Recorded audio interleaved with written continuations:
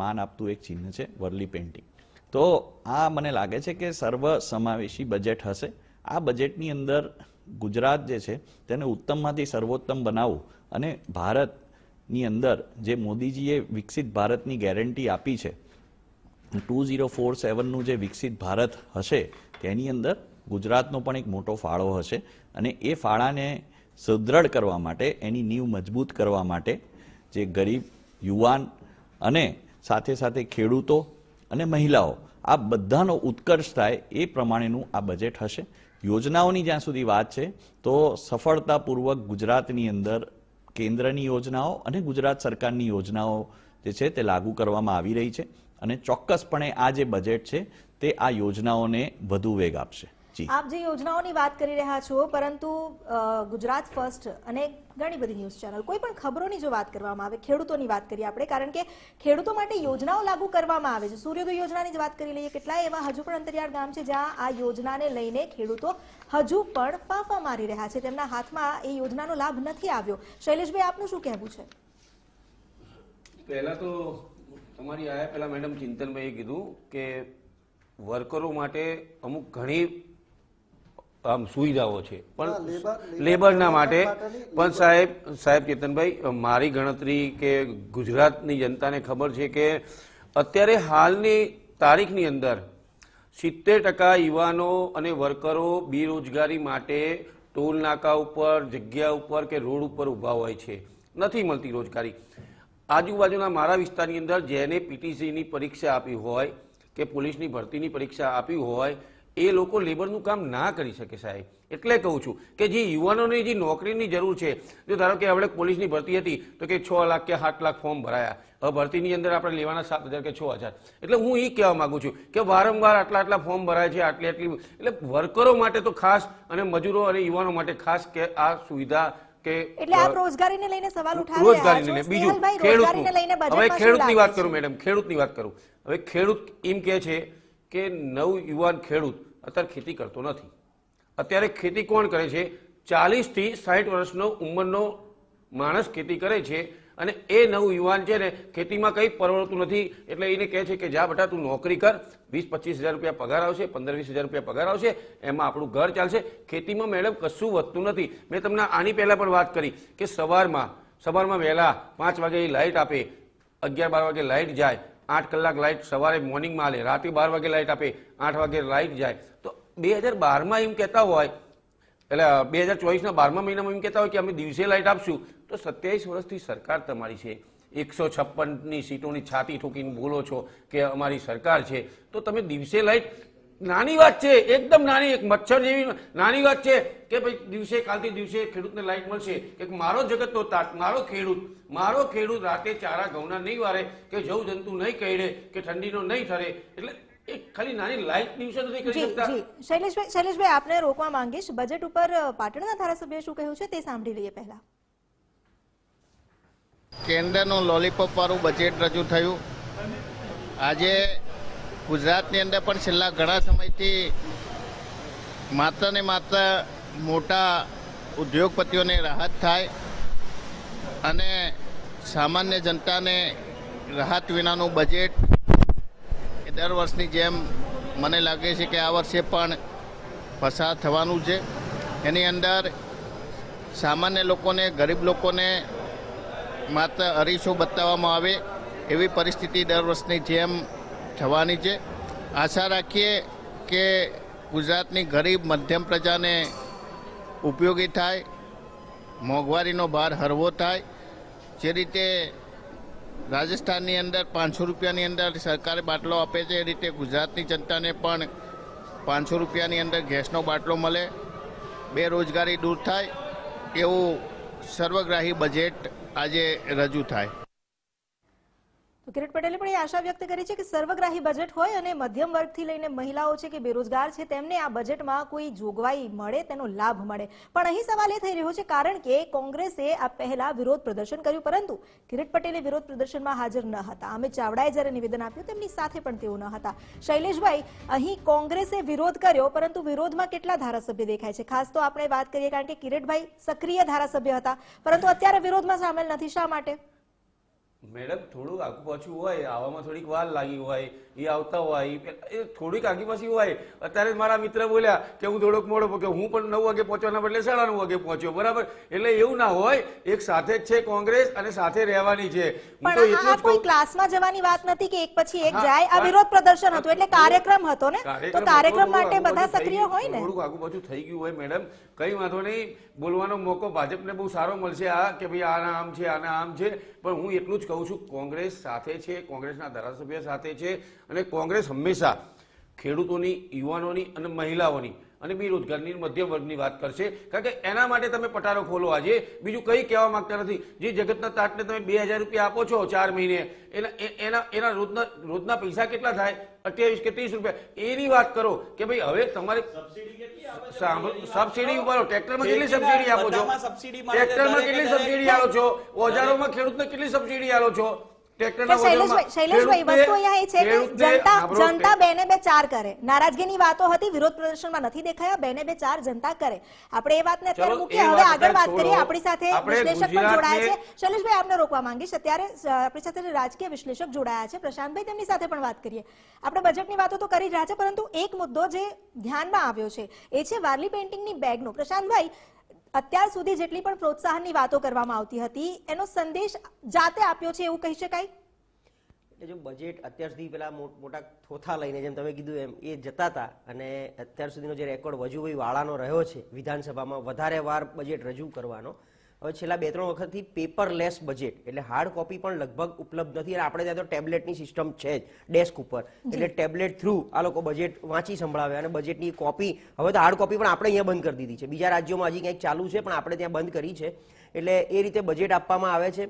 Overall budget ઉપર મારે ચર્ચા એટલા માટે, જો 3.03 લાખ કરોડ લાસ્ટ યર આપ્યું હતું, ગુજરાતના ઇતિહાસમાં પહેલીવાર 3 લાખ કરોડનો આંકડો ક્રોસ કર્યો. પહેલા આપણે 1.10, 1.70, 2.20 આવતા તો આપણને એમ થયું ઓહો ગુજરાત તો સમૃદ્ધ થઈ ગયું. એટલે આટલો મોટો આંકડો જ્યારે આપવામાં આવે, સૌથી મોટી વસ્તુ છે બજેટને 2 ભાગમાં વહેંચવામાં આવે છે. રાજ્યમાં કેન્દ્રનું બજેટ અલગ છે, જે સીધું છેવાડાના માનવી સુધી કંઈક યોજનાઓ કેન્દ્રની પહોંચાડવાની હોય. રાજ્યની અમુક યોજના એવી હોય જે છેવાડાના માનવી સુધી બહુ જ ઓછા લોકોની, એટલે ઓછા વિભાગોની પહોંચતી હોય. 65-35 અથવા 70-30માં વેચાય છે. 65-35 એટલે 65% જે યોજનાલક્ષી બજેટ છે, જે યોજનાઓની સબસિડીની આપણે વાતો કરતા હોઈએ એમાં જતું હોય. 30%, 35% જ વિકાસલક્ષી અને નવી બાબતોમાં જતું હોય છે. તો દરેક વિભાગ, ગુજરાત રાજ્યમાં 26 વિભાગ છે અને એના અંડરના સબ ડિપાર્ટમેન્ટ 226 જેટલા છે. એટલે માનો કે રેવન્યુની આપણે વાત કરીએ, નાણાંની વાત કરીએ, આપણે એજ્યુકેશનની વાત કરીએ, હેલ્થની વાત કરીએ. રાજ્ય સરકારે સૌથી મોટો જે બજેટનો ભાગ કઈ રીતે ઇન્ફ્રાસ્ટ્રક્ચર ક્ષેત્રે ઊભો કરવાનો છે, જેમાં એજ્યુકેશનની વાત કરીએ તો તમામ શાળાઓ, તમામ કોલેજો, એની અંદરનું ઇન્ફ્રાસ્ટ્રક્ચર, એના બિલ્ડિંગ, ક્લાસરૂમ અને એની અંદરના શિક્ષકો, પ્રોફેસરોની ઘટ ના પડે એ. હેલ્થની અંદર આપણે વાત કરીએ તો પીએચસી, સીએચસી મેક્સિમમ બને અને દરેક પીએચસી, સીએચસી લેવલે તમામ પ્રકારની સુવિધાઓ ઉપલબ્ધ થાય. ગુજરાતમાં કેન્દ્ર સરકારમાંથી તો એમ્સ આવવાની છે, પહેલી એમ્સ આવી રહી છે, 50% કાર્યરત છે, 100% હું માનું ત્યાં સુધી કદાચ લાઈવ નથી. સો હેલ્થનું ઇન્ફ્રાસ્ટ્રક્ચર, એ જ રીતે સામાજિક ન્યાય અધિકારીની વાત કરતા તો દરેક જે નાના સમાજો માટે એક જે પોતાના બોર્ડ નિગમ બનાવે છે, એના થકી એના બાળકોને કેવી રીતે લાભ મળતો હોય છે.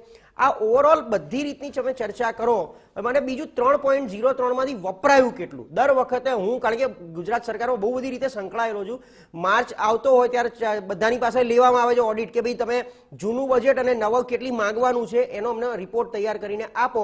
એમાંથી લગભગ 20% બજેટ લેપ્સ થાય છે. 20% બજેટ લેપ્સ થાય છે એટલે તમે સમજો કે 3 લાખ કરોડ પેપર ઉપર હોય, એનું 20% એટલે લગભગ 50 થી 60 હજાર કરોડ તો ક્યાંય વાપર્યા વગરનું જતું રહે છે. હવે એક બાજુ આપણે રાડો પાડતા હોઈએ કે આપણી જોડે આ નથી તે નથી, બીજી બાજુ બજેટ વપરાતું નથી. એટલે ઇકોસિસ્ટમને સ્ટ્રોંગ કરીને એમ્પાવર કરવાની જરૂર છે. બજેટ છે, પૈસા છે, સરકારની મનસા પણ છે, પણ નીચે ઇકોસિસ્ટમ જ્યાં કામ કરવાનું છે ગ્રાઉન્ડ ઉપર, જેમ કે આપણે બ્રિજ, રસ્તા, આ રોડ રસ્તાનું જે ઇન્ફ્રાસ્ટ્રક્ચર બનાવીએ છીએ, હાઈવેના ઇન્ફ્રાસ્ટ્રક્ચર બનાવીએ છીએ, પણ એ વધારે ને વધારે બનતા રહે, કારણ કે જરૂર છે, પણ એ બનતા નથી, એક્સપેડાઇટ નથી થતું. એ એક્સપેડાઇટ ઇકોસિસ્ટમમાં કેમ નથી થતું? તો ત્યાં સ્ટાફનો અભાવ છે. એટલે ફરી પાછું ફરીને આવે ભરતી ઉપર કે દરેક પ્રકારની ભરતી નથી, એ ભરતી નથી, કામ નથી, સ્ટાફ નથી, એટલે આ થતું નથી. એટલે ઓવરઓલ જો બજેટ બહુ સારું જ કહેવાય, 3 લાખ કરોડ ઉપર. એટલે એક રાજ્ય માટે આ કેન્દ્ર જેટલું થયું. ઘણા દેશ એવા છે કે આપણા જેટલી જીઓગ્રાફી ધરાવે છે, આપણા જેટલી પોપ્યુલેશન ધરાવે છે, અને તેમ છતાં બજેટ આપણા કરતા ઘણું સારું અને આપણા જેવું નથી હોતું એમ. એટલે બજેટ બહુ સારું છે સરકારની. કારણ કે 30 વર્ષથી એક સરકાર છે, હવે એમને બધી ખબર જ છે 30 વર્ષમાં આમ માણસની એક યુગ પૂરો કહેવાય, એક લાઈફ પૂરી થઈ ગઈ કહેવાય. એટલે એક આખું જીવન સાયકલ ભાજપની સરકારે જોયું છે ને એને ખબર જ છે ગુજરાતની અપેક્ષા શું છે, એમણે ગુજરાતને શું આપવાનું છે, શું કહીને આવ્યા છે, શું આપવા આવ્યા છે. એટલે હવે આપણે બજેટ ઉપર એમના માટે ચર્ચા ના કરી છે કે સરકાર આટલું સારું આપશે, લોલીપોપ આપશે, એમને બધી ખબર જ છે. એ નથી આપતા મીન્સ કંઈક ગડબડ છે, કંઈ એમની મનસામાં ગડબડ છે, અને આપે છે તો એમણે જોયેલું છે, એમને ખબર છે કે શું આપવાનું છે.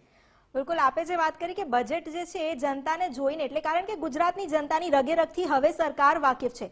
પણ અહીં મારો સવાલ એ પણ છે, કારણ કે આજે જ્યારે મેં નાણામંત્રીને જોયા તો તેમના હાથમાં બેગ હતી અને બેગ પર વારલી પેઇન્ટિંગ હતી. અત્યાર સુધી આપણે જે કૌશલ્યવર્ધનની વાતો કરી કે કળાને પ્રચાર પ્રસારની વાતો કરી, તો ખુદ તેમણે ઉદાહરણ બેસાડ્યું છે એવું કહી શકાય ને.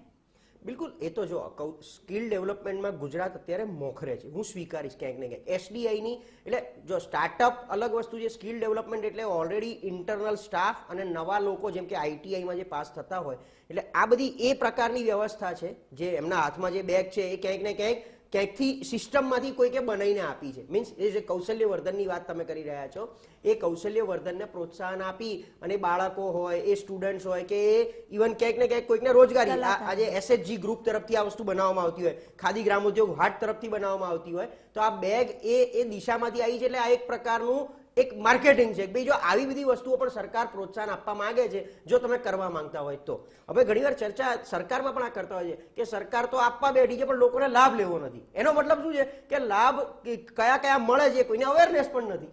મને આજે કયા કયા લાભ મળતા હોય એક સિટીઝન તરીકે, પેલા સિવાય મારી સિટીઝન ફેસિલિટી મારી પાસે છે જ, કોર્પોરેશનની હોય, સરકારની હોય, એટલે સર્ટિફિકેટ્સ હોય, પણ એ સિવાય મારે એક નાગરિક તરીકે ક્યાંક ધંધો ચાલુ કરવો છે, ક્યાંક શોપ એને એસ્ટાબ્લિશ લઈને કંઈક એમાં કંઈક સરકારનો લાભ લેવો છે, કોઈ વસ્તુનું ટ્રેડિંગ કરી રહ્યો છું એમાં કંઈક ફાયદો લેવો છે, કંઈક ટેક્સેશનમાં ફાયદો લેવો છે, કોઈ પોલિસીમાં ફોલ ડાઉન થવું છે ને એના ફાયદા, પણ એની અવેરનેસ નથી. આપણી બુકલેટ પૂરતી સીમિત થઈ જાય છે. એટલે અમે તો ઘણીવાર સરકારને કે તમારે એક એવી એજન્સી નહીં પણ એક એવો વિભાગ ઉભો કરવાનો છે કે માત્ર લોકોને ત્યાં અવેરનેસ પહોંચાડે. જી બિલકુલ, એટલે અવેરનેસની કદાચ છે ઉણપ દેખાઈ રહી છે.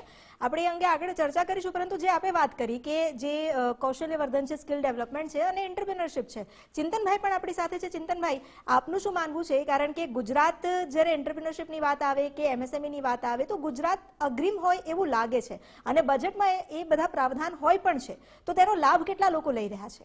જો ગુજરાતમાં છે ને લગભગ 13 લાખથી વધારે એમએસએમઈ અત્યારે છે, અને જે આ આપણે સ્કિલ ડેવલપમેન્ટની વાત કરીએ તો અમારે કૌશલ્ય યુનિવર્સિટીમાં બી વાત થઈ હતી કે એ લોકો તમારે કેટલા કોર્સિસ કરવા છે, તમારે શું ઇન્ફ્રાસ્ટ્રક્ચર જોઈએ છે, અમે બધું જ આપવા તૈયાર છે, તમે લેબરને ટ્રેન કરો.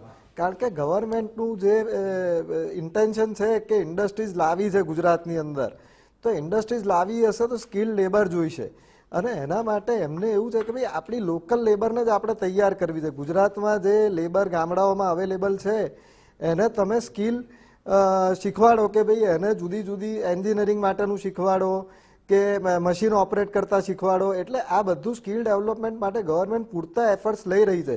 હવે આપણામાં કેટલી શક્તિ છે કે આપણે એનો ભૂપેન્દ્રભાઈ પટેલની સરકાર દ્વારા માન્ય નાણામંત્રી કનુભાઈ દેસાઈ આજે બજેટ રજૂ કરવાના છે, ત્યારે બજેટમાં અમે ધ્યાન રાખીશું કયા વર્ગનું કેટલું બજેટ ફાળવવામાં આવ્યું છે અને એને કઈ રીતના રજૂ કરવામાં આવ્યું છે, પૂરી તકેદારી રહેશે. અને સાથે સાથે એમાં જ્યાં પણ અમને લાગશે ત્યાં અમે ચર્ચાની માંગ કરીશું. અમને વધારે ને વધારે સમય ચર્ચામાં મળે એ પર અમારી માન્ય અધ્યક્ષશ્રી પર અમે માગણી કરવાના છે, અને આજે બેસીએ અને બજેટ રજૂ કરે એના પછી વધારે વિશેષ આપણે ચર્ચા કરીશું.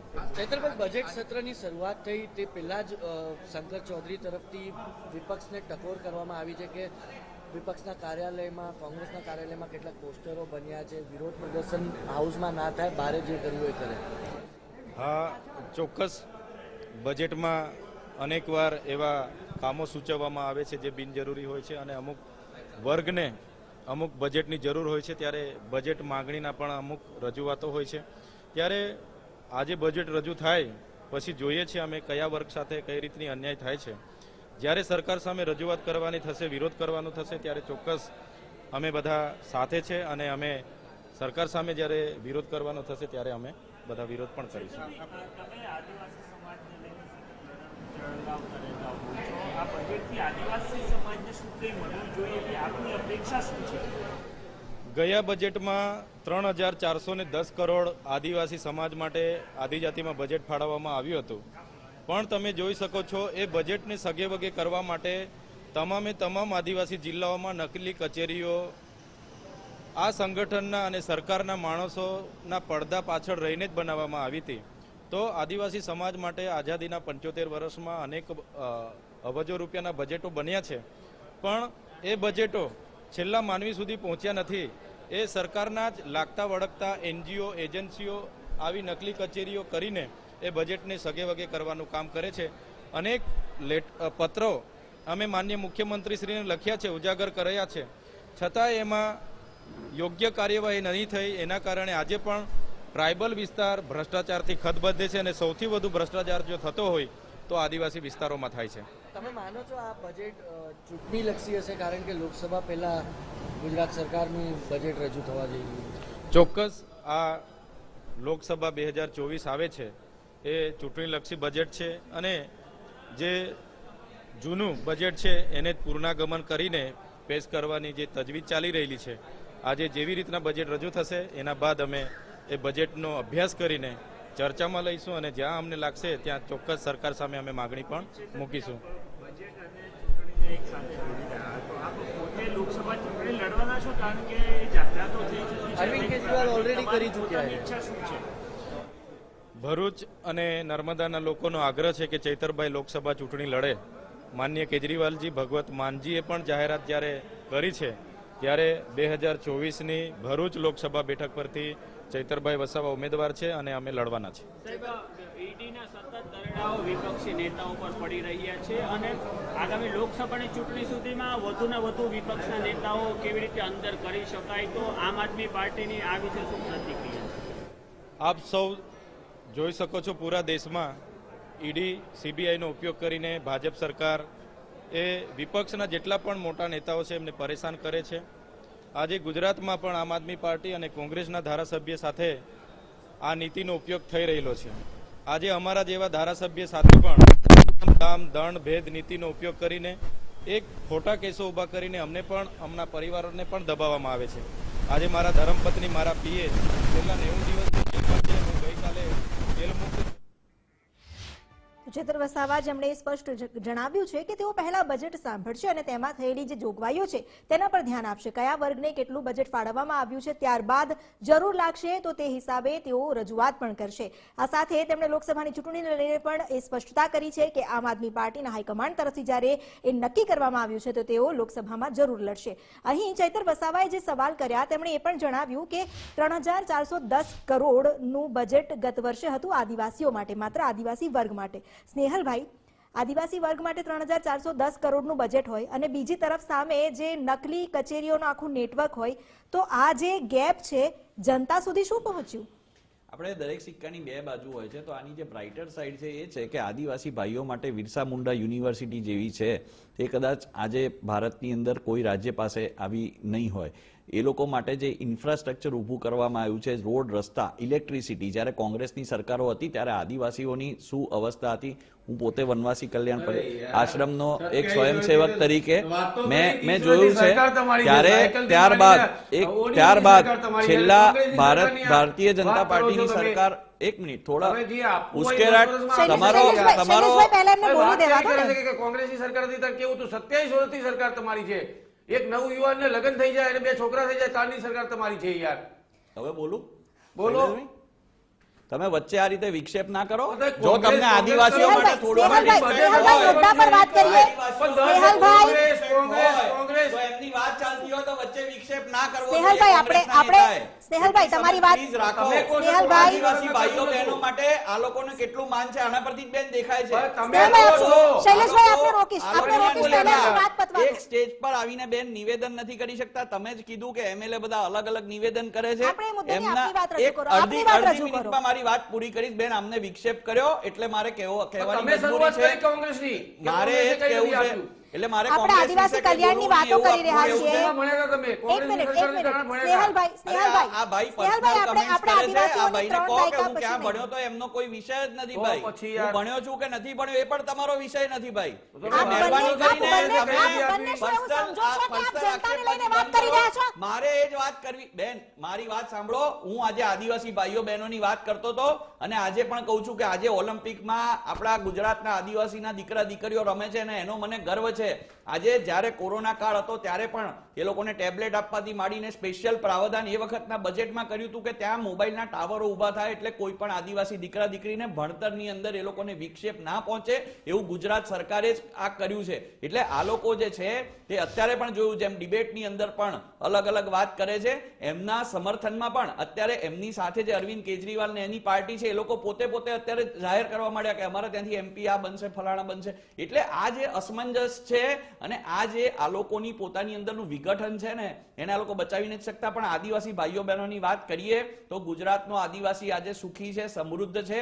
આજે 108 થી લઈને સડકથી લઈને વીજળીથી લઈને ખેતી ઉત્પાદનની અંદર એ લોકોની સમજથી લઈને ઓલિમ્પિક્સ ગેમમાં રમવાની વાત હોય કે બિરસા મુંડા યુનિવર્સિટીમાં ભણતરની વાત હોય કે આજે સરકારી અધિકારી તરીકે હજારો આદિવાસી દીકરા દીકરીઓ ગુજરાત અને બીજા રાજ્યોમાં પણ આજે જઈને કામ કરી રહ્યા છે. તેનો મને ગર્વ થાય છે અને હું કહું છું કે આગામી સમયમાં પણ અને આજનું જે બજેટ છે એની અંદર પણ આદિવાસી સમાજ માટે ખૂબ જ એની અંદર કાળજીપૂર્વક એનું એલોકેશન કરવામાં આવશે. એ બજેટ યોગ્ય રીતે યોગ્ય લોકોને સાથે વપરાય અને આ પ્રકારના જે પરિબળો છે બે મોઢાવાળા એ લોકોથી આદિવાસી સમાજને બચાવવાનો સૌ પ્રયાસ કરે એવી હું આદિવાસી સમાજના નેતાઓને પણ પ્રાર્થના કરું છું કે આ બધા બે મોઢાવાળાથી તમે સાવધાન રહેજો. સત્ર ચાલુ હોય, માનો કે દર વખતે આપણે આ વખતે વહેલું છે, દર વખતે જે 1 માર્ચે બજેટ રજૂ થાય પછી બજેટના દરેક વિભાગ વાઇઝ એના પ્રશ્નોત્તરી હોય અને એમાં તમે જે પ્રકારનો વિરોધ કરવો એ કરી શકાય. આજે હજી બજેટ રજૂ તો કરવા દો એમ. અને અમુક વસ્તુની મોંઘવારીની આપણે જે વાત કરીએ છીએ, અમુક વસ્તુ રાજ્ય સરકારના કંટ્રોલમાં જ નથી હોતી. એક બે વસ્તુને બાદ કરતા જે કિરીટભાઈએ વાત કરી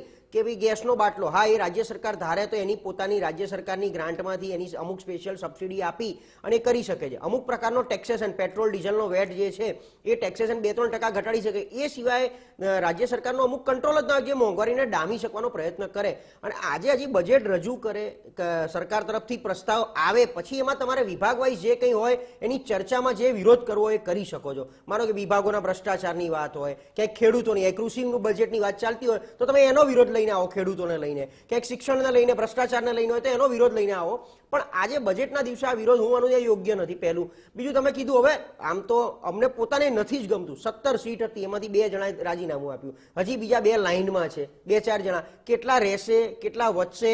અત્યારે ભલે મારા કોંગ્રેસના મિત્રને બી કદાચ ના ગમે, હું કોંગ્રેસની વિરોધમાં બોલું તો, પણ અમારે અત્યારે અહીંયા બોલીએ ને કાલ પાછા તમારા પેલા ખેમામાં જઈને બેઠા હોય, ગમે ત્યારે પક્ષ પલટો થઈ જાય. અમારે કેટલું તમારા માટે અમે પ્રયત્ન કરીએ છીએ કે કોંગ્રેસ મજબૂત બને, અહીંથી અમે પ્રયત્ન કરીએ, કારણ કે વિપક્ષ બી મજબૂત હોવો બહુ જરૂરી છે. પણ વિપક્ષ પોતે સ્વીકારીને બેઠું છે કે અમારે મજબૂત થવું નથી, અમારે નબળું જ રહેવું છે અને પછી સામે છેડે જઈને બેસી જવું છે. જનતાનું, રાજ્યનું જે થવું એ થાય. સામે છેડે જો સરકારને તો કાન નાક બંધ હોય હંમેશા, કારણ કે સરકાર એની મનમાનીથી જ કામ કરવાની છે. એ વસ્તુ સારી છે કે એમને પોતાને અંદરથી અહોભાવ જાગે કે અમે અહીંયા જનતાએ અમને ચૂંટીને મોકલ્યા છે અને અમારી જનતા માટે કામ કરવાનું. બાકી સરકાર તો એની તુમાખીમાં જ કામ કરવાનું છે. એને જગાડવાનું કામ વિપક્ષનું છે. એ વિપક્ષ સારી રીતે કરતી હોય તો આપણે વિપક્ષની વાત કરવાની છે, પણ વિપક્ષ મજબૂત નથી. અને આવો વિરોધ છે ને, ખરેખર વિરોધ તમે એવો કરો કે જે જનતાના મનમાં અસર કરે અને એને તમારા વોટમાં પરિણમે.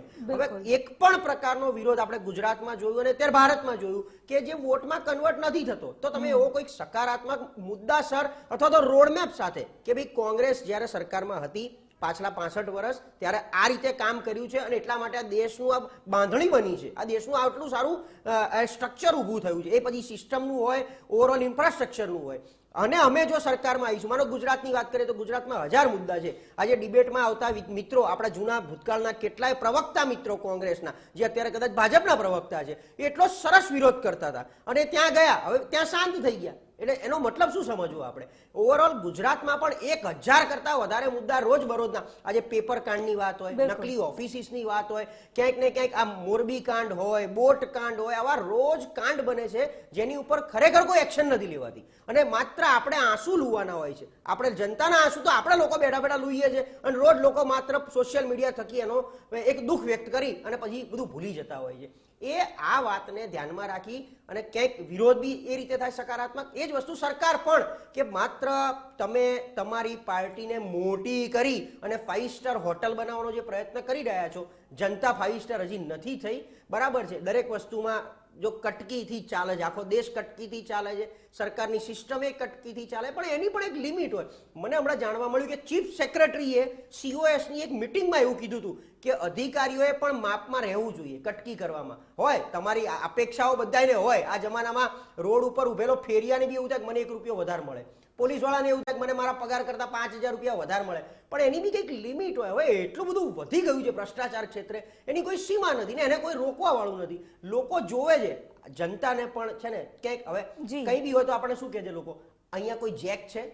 આ જે સિસ્ટમ માનસિકતા આપણા મગજમાં ઘૂસી ગઈ છે, એને ઓવરકમ કરવા માટે સરકારે પગલાં લેવા પડે કે ભાઈ દરેક વસ્તુ તમને ઇઝીલી એક્સેસેબલ, અવેલેબલ, ઓનલાઈન, જેમાં કોઈ ઇન્ટરફેસ જ વચ્ચે ના આવે, વ્યક્તિગત. અહીં એટલે એ સ્પષ્ટ થઈ રહ્યું છે કે કોંગ્રેસ જે છે એ વિશ્વાસ તો ગુમાવી ચૂકી છે અને વિશ્વાસ પરત મેળવવાની પણ તેનામાં ત્રેવડ અત્યારે નથી દેખાઈ રહી, કારણ કે જનતાને છાજે કે જનતાના મન સુધી પહોંચે તેવો વિરોધ પણ નથી થતો. માત્ર નામ પૂરતો વિરોધ કરી દીધો હોય, કાર્યક્રમ ગણાવી દીધો હોય એવી વાત છે. અહીં આપણે આશીષ પટેલે પણ આ દાવો કર્યો છે કે તમામ જે જનતા છે તેમને આવરી લેવામાં આવ્યા છે અને 25 વર્ષનું વિઝન અહીં રજૂ કરવામાં આવ્યું છે.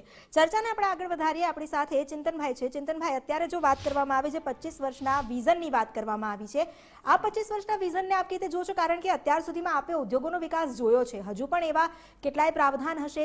કેવી રીતે ઉદ્યોગોનો વિકાસ હજુ થઈ શકે છે 25 વર્ષમાં? હવે આપણે જોયું છે કે જે સ્ટાર્ટઅપ્સ છે, તો સ્ટાર્ટઅપ્સ માટે ગવર્મેન્ટ પૂરેપૂરા R&Dમાં સપોર્ટ કરી રહી છે. ટેકનોલોજી ટ્રાન્સફર માટે બી ગવર્મેન્ટ પૂરા એફર્ટ્સ લઈ રહી છે કે ભાઈ ગવર્મેન્ટે એટલી બધી જુદી જુદી ટેકનોલોજીસ ડેવલપ કરી છે અને એ લોકો બોલાવે છે આપણને કે ભાઈ તમે આવો જુઓ. ક્યાં સરકાર એટલે જે ટેકનોલોજી એને ડેવલપ કરી છે એ ઓર્ગેનાઇઝેશન્સ કે ઇન્સ્ટિટ્યૂટ્સ આપણી પાસે આવે છે અને કહે છે કે આ ટેકનોલોજીસ છે અને અમે બહુ નોમિનલ રેટે એ લોકો આપણને આપે છે. એટલે જે 2047નું જે વિઝન છે ગવર્મેન્ટનું, એના માટે ગુજરાતમાં આજે જે ડેવલપમેન્ટ થઈ રહ્યું છે કે ભાઈ એવું લાગે છે કે 25-26માં કે 2030 સુધીમાં ગુજરાત બી $1 ટ્રિલિયન ઇકોનોમીએ પહોંચી જશે. જે આપણે $5 ટ્રિલિયન ઇન્ડિયાને લઈ જવું છે તો ગુજરાતનો ફાળો બી 2030 સુધીમાં $1 ટ્રિલિયન ઇકોનોમીએ આપણે જવાના છે. હમણાં જ આપણે જોયું કે નારી શક્તિનું આપણે હમણાં થોડી વાર પહેલાં ન્યૂઝમાં જોયું કે ત્યાં 200 મહિલાઓ ભાજપમાં આજે કેસ ગ્રહણ કરશે. તો સ્ટાર્ટઅપની અંદર આપણે જોઈએ તો 165% વુમન સ્ટાર્ટઅપ્સ છે, જે નેશનલ એવરેજ 105% જ છે. જ્યારે સ્ટાર્ટઅપની અંદર ગુજરાતનો રોલ બહુ મોટો છે વુમન, એટલે નારી શક્તિનું આપણે જે જોઈએ છે એ સાચી વસ્તુ છે ને ઇન્ડસ્ટ્રીની અંદર બી એટલું જ ગવર્મેન્ટ વુમન એન્ટરપ્રિન્યોરશિપને પ્રમોટ કરી રહી છે. આપણે પછી ગિફ્ટ સિટીની વાત કરીએ તો ગિફ્ટ સિટી આજે જે છે કે ભાઈ તમારે દુનિયાભરના લોકોએ ઇન્ડિયામાં આવવું પડશે કે આજે ગુજરાતને ફાઇનાન્શિયલ હબ બનાવી રહ્યું છે ગવર્મેન્ટ, એટલે ઇન્ડસ્ટ્રીનું ડેવલપમેન્ટ તો સુપર થઈ રહ્યું છે. અહીં આપણે જે વાત કરી કે ગુજરાતને એક ઇન્ડસ્ટ્રીયલ હબ તરીકે વિકસાવવાની જે ગતિ છે એ આગળ વધી રહી છે. ગુજરાત એ દિશામાં ગતિમાન તો છે. શૈલેષભાઈ, આપણે એ દિશાની વાત કરીએ પણ અહીં એ પણ લાગી રહ્યું છે કે ભાજપની પણ પ્રગતિ તો થઈ જ રહી છે. આજે જે 200 મહિલાઓ જોડાઈ, આપે પહેલા વાત કરી હતી કે કોંગ્રેસના ધારાસભ્યો એક નથી. અત્યારે મેં એ સવાલ કર્યો હતો અને આપે કહ્યું હતું. હવે આ રીતે જ્યારે ભાજપમાં તમામ લોકો જતા રહ્યા છે, જઈ રહ્યા છે, હજુ પણ જઈ રહ્યા છે, તો કોંગ્રેસ તરફથી જે વિરોધ કરવામાં આવ્યો વિધાનસભામાં બજેટ સત્ર દરમિયાન, જેમ ચૈતર વસાવાએ કીધું કે અમે પહેલા બજેટ સાંભળીશું, આ પ્રકારે ગરિમાપૂર્વક વર્તન શા માટે નહીં? ચેતર વસાવા પણ લાઇનમાં જ હતા, કોંગ્રેસની સાથે જ હતા જ્યારે વિરોધ કરતા આવતા હતા ને. એટલે એક સ્વાભાવિક છે કે વિરોધ એક ખાલી પેલું દર્પણ હોય ને એમને દેખાડવા માટે આઈનો કે તમે કેટલું કામ કરો છો ને કેટલું નથી કરતા. એટલે એના માટે બાજુના રાજ્યમાં રાજસ્થાનની અંદર 450 રૂપિયા ગેસનો બાટલો હાલતા હતા અને આલે છે, એટલે એમને બતાવે. એ વાતો કરતા હતા કે અમારી સરકાર આવે એટલે એમાં આમ કરશું, અમારી સરકાર આવે. હા, એમને કર્યું રાજસ્થાનમાં. તો ગુજરાતમાં આપણે મિનિમમ 27-28 વર્ષથી સરકાર છે તો કેમ નહીં? બીજું કે મારા ભાઈ ભાજપના પ્રવક્તા કહેતા હતા કે ડબલ મોઢેથી બોલે છે. ભાઈ અમારા ધારાસભ્ય કોંગ્રેસના તમે લઈ ગયા છે ને, એ તો એકે મોઢેથી નથી બોલતા. કારણ કે હવે તો ઓલા હાર્દિક પટેલ ને અલ્પેશ ઠાકોર ને એમને તો દારૂની સુગંધ પણ નથી આવતી. એક સમજો બરાબર, કારણ કે તમે તો બધા લઈ ગયા છો, એ તો બોલી શકતા નથી. અને હું તો કહું તમે એક જ મોઢે બોલો, 4 મોઢે ના બોલશો, એક જ મોઢે બોલો કે આજે નવ યુવાનોને નોકરીની અમે જાહેરાત કરશું. આજે એવું બોલો કે ખેડૂતનું 30% દેવું માફ શૈલેષભાઈ, કરશું. સવાલ એ હતો કે બજેટ પહેલા ગરિમાપૂર્ણ વર્તન કેમ નહીં? બજેટ સાંભળીને વિરોધ કરી બિલકુલ શકાય. કહું છું કરી તમને શકાય. કે ગેસના આપણે એ વાત બાટલાનો પર એક આગળ આઈનો વાત એમને કરીએ. એક તમે ફોટો વિરોધની દેખાડ્યો વાત અમે. આગળ કરી રહ્યા છો, અમે પણ એક હવે ફોટો ફરીથી દેખાડ્યો કે બજેટની વાત ગેસના કરીએ. બાટલામાં આ પરિસ્થિતિ આપણે છે, આ જે એવું ચર્ચા છે ને લોકસભાની ચૂંટણી આવશે ત્યારે કરીશું, ત્યારે પક્ષને આ જે પણ એટલે અમે ઈ કહું છું કે કરવા આજે અમે વિરોધ કર્યો શું કામ આજે કર્યો કોંગ્રેસે કે ગેસનો બાટલો દેખાડ્યો એમને કે આ ગેસનો બાટલો આવી તમે આપી રહ્યા છો, જનતાને દેખાડ્યો, અમે જનતા સામે જાહેર કર્યું. બરાબર. બીજું કે આવનારા દિવસોમાં લોકસભાની ચૂંટણી આવી રહી છે, અમે ના નથી પાડતા, પણ અમે એવું કહીએ છીએ કે ખેડૂત જે જગતનો તાજ છે એનું આજે તમે કહી દો કે 30% તમે જે વાત કરી રહ્યા છો, જેમ તમે ઉદ્યોગનું દેવું માફ કરી શકો, તમે જ કહ્યું કે ખેડૂતનું કેમ નહીં? 27 વર્ષથી ગુજરાતમાં જે પ્રમાણે 3 દાયકાથી સરકાર ચાલી રહી છે, આ જે 3 દાયકા છે, 3 દાયકામાં શું જરાક પણ પ્રગતિ તમે નથી જોઈ? એ વસ્તુની વાત કરો કે જે જનતાને લાગે વળગે છે. આ વાત જ્યારે કરવી હોય ત્યારે આપણે ચૂંટણીમાં કરીશું. જી સ્નેહલભાઈ, આપને શું કહેવું છે? મારે એ જ કહેવું છે કે કોંગ્રેસના મિત્ર જે અત્યારે વાત કરી રહ્યા છે તો એમની પાર્ટીના લોકોને કન્ટેન્ટ નથી કરી શકતા, સાચવી નથી શકતા, એ એમનો પ્રશ્ન છે. આજે જ્યારે આદરણીય નરેન્દ્ર મોદીજીના નેતૃત્વમાં આપણે જોયું કે આપણું ગુજરાત અને દેશ જે આટલી પ્રગતિ કરી રહ્યું છે, અને ભાઈએ જેમ કહ્યું આજે 13 લાખ જેટલી MSME અહીંયા ફૂલે ફલે છે અને 30 કરોડ જે મહિલાઓ છે એ લોકોને મુદ્રા લોન મળી છે. એટલે ભારતની અંદર જે વિકાસનો દર છે, હવે મારી વાત સાંભળો, તમે આંકડા ઉપર ક્યાં આંકડા ઉપર આંકડા હું વચ્ચે નતો બોલતો. આ જનતા સાથે અન્યાય થઈ રહ્યો છે. આપણા દર્શકો સાથે ભાઈ અન્યાય કરી રહ્યા છે એવું મને લાગે છે. વચ્ચે બોલીને વપરાતું નથી, 20% વપરાશ નથી થતો બજેટનો. આંકડા ઉપર જશો નહીં. તમે વચ્ચે વિક્ષેપ ના કરો. અરે આંકડા ઉપર ના જશો, ખાલી સીધી વાત કરો કે બાલ મંદિરની આંગણવાડીને એમ નહીં, તમે કહો એ પ્રમાણે પગારીના 4000 રૂપિયા પગાર કરશું. જે મધ્યમ વર્ગના લોકો છે કે રસોઈ બનાવે છે મધ્યમ શૈલેષભાઈ, જો જે રીતે એ લોકો શૈલેષભાઈ, વિધાનસભામાં વિક્ષેપ પાડે છે એ જ રીતે કોંગ્રેસના અરે પ્રતિનિધિ પાડતા નથી, અહીંયા સત્ય ડિબેટમાં કહીએ છીએ. વિક્ષેપ પાડે છે. અમે સાચું એ લોકો કહીએ છીએ. જોડે મુદ્દા નથી, જનતા અરે નથી, હું સાચું વિરોધ કહું છું. કરવાની જગ્યા નથી. મુદ્દો હવે નથી. એ લોકો તમે બોલતે જાઓ. ભારતની અંદર એક બસ બી ભરો હું ને કહું બેન, છું. તો એમાં સીટો ખાલી રહે એટલી તો એ લોકો સીટ લાવે છે આખા અરે હું દેશમાં. બોલું છું હવે ને. હવે એ લાગે છે કે ઇનોવામાં આપ બંનેને રોકવા માંગીશ. આપ બંનેને રોકવા માંગીશ. વચ્ચે વિક્ષેપ ના કરો. હું તમારી વખતે નતો બોલતો, ચૂપચાપ સાંભળતો હતો અને આંગળી ઊંચી તમે કરીને ખોટું મારા બોલો છો. વારા બોલવાને સમયની રાહ જોતો શૈલેષભાઈ, હતો. સ્નેહલભાઈ, આ બંનેને રોકવા માંગીશ. આપણે બજેટની ચર્ચા કરી રહ્યા છે, જનતાને ધ્યાનમાં રાખીને ચર્ચા કરવી, માત્ર આ મંચ તમારા વાર પલટવાર માટે નથી. બજેટની વાત કરીએ. પ્રશાંતભાઈ, અત્યારે જે રીતે વાત કરવામાં આવી રહી છે, એકનો આક્ષેપ એવો છે કે માત્ર કાગળ પર આંકડા હોય છે, આંકડા સાચા નહીં માનવા. આપે જે કાર્યપદ્ધતિ આપની રહી છે આપે જોયું પણ હશે. કેટલી સચ્ચાઈ અને ખાસ કરીને બજેટમાં જેટલા પણ અત્યાર સુધીના બજેટ આવ્યા, શું ગુજરાતની જનતાની પ્રગતિ નથી થઈ? ગુજરાત પહેલાં ક્યાં હતું? 1960માં બન્યું અને 1995-97થી ભાજપની સરકાર, અને અત્યારે ગુજરાત ક્યાં છે? હવે આપણે એકદમ માઇક્રો લેવલે જતા રહીએ. આપણે બહુ હબમાં બેઠા છીએ, અમદાવાદ જેવામાં, ગાંધીનગર જેવામાં બેઠા છીએ.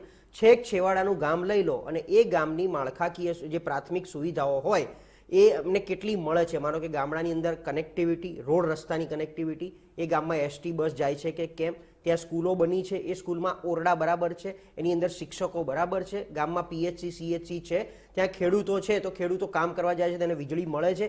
24 કલાક વીજળીનો બહુ જ પેચીદો પ્રશ્ન છે. ડે ટાઈમમાં એટલે કે દિવસ દરમિયાન ખેડૂતોને વીજળી નથી મળતી, ઓછી મળે છે. 2 કલાક 4 કલાક. છેલ્લે રાઘવજી પટેલે પોતે પણ એનાઉન્સ કર્યું હતું કે અમે 8 કલાક દિવસ દરમિયાન વીજળી આપવાનો પ્રયત્ન કરીશું. અને મુખ્યમંત્રી હમણાં છેલ્લે કોઈ એક સભામાં, આઈ થિંક દાહોદ કે છોટાઉદેપુરની કોઈ સભામાં એવું કીધું હતું કે ડિસેમ્બર 2024 પહેલા ખેડૂતોને 24 કલાક વીજળી મળશે. એટલે જો ડે ટાઈમમાં વીજળી મળે, કારણ કે રાત્રે કામ ના કરી શકે, આ ઠંડીમાં જવું, બીજી એટલે બધી રીતે રાતનું વાતાવરણ અનુકૂળ ના હોય, ડે ટાઈમની વીજળી મળ્યા પછી ત્યાં પાણી. ખેડૂતોને 3 જ વસ્તુ જોઈએ છે: વીજળી, પાણી અને ટેકાનો ભાવ. તો ખેડૂતની આવક એમનામ બમણી થઈ જશે. બીજી કોઈ એમાં વાત કરવાની જરૂર નથી.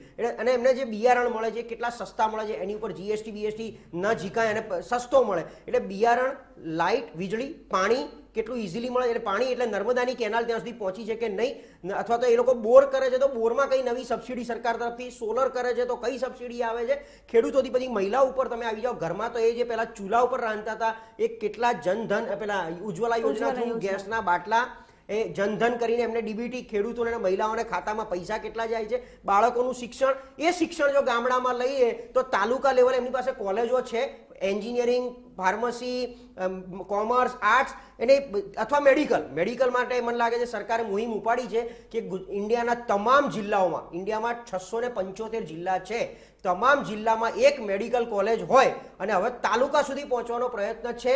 ગુજરાતમાં પહેલા માત્ર 8 મેડિકલ કોલેજો હતી જે અત્યારે કદાચ વધીને 75 જેટલી તો થઈ ગઈ છે મારા નોલેજમાં છે ત્યાં સુધી. એ જ રીતે એન્જિનિયરિંગ કોલેજો પહેલા માત્ર સરકારી હતી જે અત્યારે વધીને 200 સુધી થઈ ગઈ છે. તો એ શિક્ષણ એક તરફ મોંઘું થઈ રહ્યું છે પણ બીજી બાજુ તમને સગવડ પ્રાપ્ત થઈ રહી છે પ્રાઇવેટાઇઝેશન કરીને કે એ છોકરાને બેંગ્લોર, બોમ્બે, પૂના ભણવા ના જવું પણ ગુજરાતમાં રહીને એન્જિનિયર, ડોક્ટર થઈ શકે. એ જ જો ત્યાં ભણી લે, જે કંઈ ભણે, કોમર્સ, આર્ટ્સ, સાયન્સ કરી ભણી અને એના જ તાલુકામાં એને રોજગારી પ્રાપ્ત થાય તો શું એટલું ઇન્ડસ્ટ્રીયલાઇઝેશન તાલુકા લેવલ સુધી પહોંચ્યું છે? વાઇબ્રન્ટના MOU એ સિવાય સરકારની ઘણી બધી ફેસિલિટીઝ એટલે બહારના ઇન્વેસ્ટમેન્ટ લાવવા માટેની કે જેમ કે આજે ઘણી GIDC, પહેલાં ગણીને 5 GIDC આપણા આમ મોઢે આવતી હતી. નરોડા છે, ઓઢવ છે અમદાવાદમાં, બહારની વાત કરીએ તો વાપીની હતી, થોડી ઘણી ભરૂચ, અંકલેશ્વરની હતી. અમુક એવી નવી GIDC ઊભી થઈ બહારના ઇન્વેસ્ટમેન્ટથી, જેમ કે દહેજ. તમે ક્યારે આમ એવું સાંભળ્યું ના પણ દહેજ અત્યારે એટલું બધું આમ તમે જાઓ એટલે રોકિંગ લાગે છે. એ જ રીતે બેચરાજી, આ પેલું મારુતિ આવ્યા પછી ત્યાં મારુતિ અને ફોર્ડ આવ્યા પછી ત્યાંનું આખું વાતાવરણ બદલાઈ ગયું છે. સાણંદમાં નેનો સક્સેસ ના ગયું પણ નેનો સિવાય ઇન્ડસ્ટ્રી જે ઓપન થઈ ત્યાંનું ઘણું વાતાવરણ સુધરી ગયું આખું. તો એ જ છેવાડાના માનવીને મળતી તમામ માળખાકીય પ્રાથમિક સુવિધાઓ, એમાં લાઇટ એટલે નગર, નળ, ગટર, રસ્તા, ભણતર, આરોગ્ય, નોકરી, રોજગારી કર્યા પછી સરકારી ઇકોસિસ્ટમની અંદર એમની સ્ટેબિલિટી કોઈ પણ. અને હવે આ વાત થઈ એક સુવિધાની. એ પછી હું એક સિટીઝન તરીકે જતો કોઈ સરકારી કામ લેવા માટે, આજે લોકોને 7-12માં પહેલા ધક્કા ખાવા પડતા હતા, હવે કદાચ ઓનલાઈન ઘેર બેઠા મળી જતા હશે.